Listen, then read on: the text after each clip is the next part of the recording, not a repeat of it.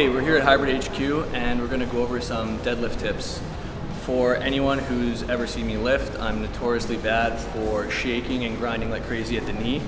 Just recently, Steph gave me some really good tips on how to minimize that as much as possible, and we'll show you a comparison video of my before and after of implementing these tips, and Steph's going to go through those in more detail. What's up guys, Stefi Cohen here. Today we're going to talk about shaking during the deadlift. Why does it happen? What can we do to fix it? And what's an exercise, an accessory exercise that I recommend that you can practice to avoid this from happening to you. So before we dive into the specific topic, I want to discuss motor units and how does it work when we activate our muscles, and tie that up into why do we shake during deadlifts. So basically a motor unit, this is your muscle here, and this is a motor neuron. Everything together compresses a motor unit. So basically a motor neuron is what innervates each specific muscle fiber that you have in your body. Altogether, like it says, it compresses a motor unit.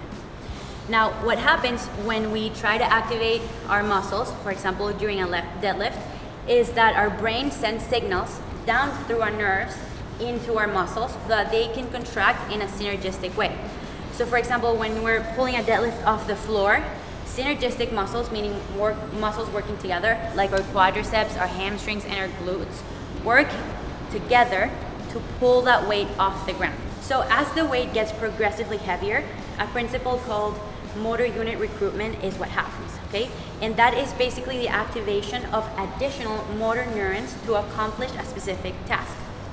As the weight gets heavier, it gets a little bit harder for your brain to send smooth signals from your brain into your muscles. And that's what you see when you get that shaking. It's your brain sending signals that are kind of like in a gap, so your quads kind of like get more signal than your hamstrings, and it's just not a smooth connection between your brain and your muscles. That's one possible explanation. A second possible explanation is that the weight might be in a position that's just not mechanically advantageous for you to overcome. And what I mean by that is a lot of people, as the weight gets heavier, let's say you have 600 pounds on the bar and you have it like right here in front of you, and you just can't generate enough force, enough power to overcome the weight of the bar in that particular position. It's not a biomechanical advantageous position for you. So what you can do to fix that, it's a cue that I tell my athletes and my friends here at the gym, is to sink your hips back a little bit more so that the weight is not pulling you straight down. And a third thing is you might not be warmed up enough for that particular max out or heavy set. So for example, for me, if I go straight into deadlifting without doing a thorough warm-up, I just put 1 plate, 2 plate, 3 plate, 4 plates, I sometimes don't feel like I'm warmed up enough. I don't feel like these neural connections between my brain and my muscle are excited enough. There's like a lag between the communication of my brain and my muscle. So doing a more thorough warm-up, maybe doing some goblet squats, some front squats, some whatever you need to do to get your body temperature up and to get your mind-muscle connection to be shooting faster. So, in summary, all of our muscles in our body work in synergy or in a symphony to produce smooth movements. And basically that's accomplished by all motor units working together to produce a smooth muscle contraction. As we increase in weight, a principle called motor unit recruitment kicks in, and that's basically the activation of additional motor units to accomplish an increase in contractile strength. However, as we fatigue, these individual motor units start lagging behind, and that's when we see the increase in shaking.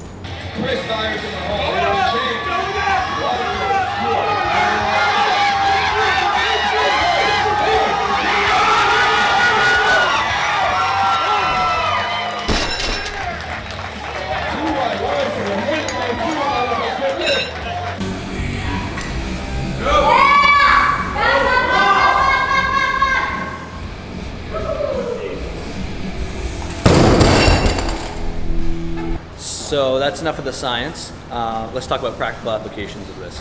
So the first cue that Steph gave me that was really helpful was just in my start position.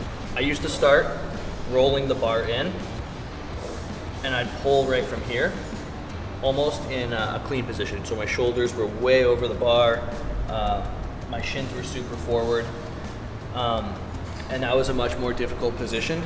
It kind of took me away from my center of gravity and left me with my upper body too far over the bar when my legs were extended, and that contributed a lot to the shaking.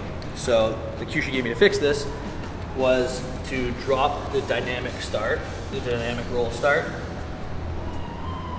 to lower my hips a little bit and push with my legs off the ground with my quads to start the movement. And that way I was able to keep the bar closer to my center of gravity all the time. Like that, instead of like this.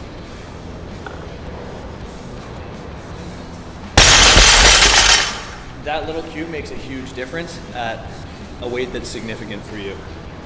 In addition to that, an exercise that I've been using to work on that is the Dimmel deadlift. So you can do this from a rack. It would be ideal if you're gonna go to heavy weight. I'd recommend you go to a weight that's challenging for you, that would normally cause you to start shaking a little bit if shaking is the issue you're trying to correct. And basically what you do, you're gonna take yourself through that range of motion in a more controlled situation. So you're constantly having to adjust the tension that you're putting on your different muscles to keep the movement smooth. Since there's constant tension throughout the whole movement, you're able to improve the connection between your mind, quads, and hamstrings, which allows for a smoother contraction on your reps. That's it. Thank you guys for tuning in. If you liked the video, give it a thumbs up, subscribe, and if you want to see other stuff from us, put it in the comment section below.